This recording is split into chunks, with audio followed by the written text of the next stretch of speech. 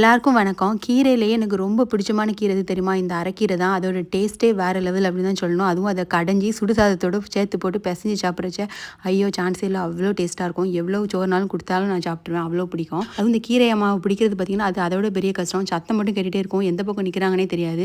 இன்றைக்கி எப்படியோ ஆனால் பிடிச்சிட்டேன் கீரை அம்மாவை. பிடிச்சி கீரையும் வாங்கிட்டேன். இந்த கீரை வகைகளை எடுத்துக்கிட்டாலே அதில் அவ்வளோ சத்து இருக்குன்னு சொல்லுவாங்க. ஆனால் அந்த சத்தெல்லாம் நான் கண்ணால் பார்த்ததில்லை. எல்லாரும் சொல்லி கேள்விப்பட்டிருக்கேன். அவ்வளோதான். சத்தெல்லாம் இருக்கா இல்லையான்னு எனக்கு உறுதியாக தெரியாது. ஆனால் டேஸ்ட் இருக்கும், அது மட்டும் உறுதி. ஸோ அதனாலே வாரத்துக்கு ஒரு தடவை கண்டிப்பாக வாங்கிடுவோம். ஓமான்லாம் வீட்டிலேயே சாப்பாடு செஞ்சு யாருமே விற்க முடியாது. ஏன்னா நம்ம ஊரில் பார்த்தீங்கன்னா ஆளுக்கு வீட்டில் சாப்பாடு செஞ்சு விற்கிறாங்க. சரின்னு பக்கத்தில் போய்ட்டு ஒரு ஆப்பம் சாம்பார்லாம் வச்சு சாப்பிட்டு ஒரு பிடி பிடிச்சாச்சு. ஓமானில் குளிக்கிறதுக்கு ஆறெல்லாம் கிடையாது, சின்ன சின்ன வாதி தான் அங்கங்கே இருக்கும். அதுவும் இப்போ நம்ம ஊர் ஆற்றுல வேற தண்ணி நல்லா ஓடுதுன்னு சொன்னாங்களா, அதனால ஃபேமிலியோட குளிக்க கிளம்பி இங்கே வந்துட்டோம். ஓமான்லாம் இந்த மாதிரி முங்கி குளிக்கணும்னா கடலுக்கு தான் போவோம். அது தண்ணி உப்பு தண்ணி தானே, கண்ணெல்லாம் அப்படியே எரியும். ஆனால் இங்கே நல்ல தண்ணியில் குளிச்சப்போ ஐயோ அவ்வளோ சூப்பராக இருந்துச்சு. நாங்கள் தான் ஆற்றுலலாம் போய் குளிக்கிறதுக்கு வாய்ப்பே இல்லாமல் இந்த மாதிரி வெளிநாட்டில் வந்து மாட்டிக்கிட்டோம். நீங்களாம் உள்ளூரில் இருக்கீங்கன்னா கண்டிப்பாக வாரத்துக்கு ஒரு தடவை வந்து ஆற்றுல போய் குளிங்க. ஏன்னா அதெல்லாம் ஹோலி வாட்டர், ரொம்ப நல்ல விஷயம்.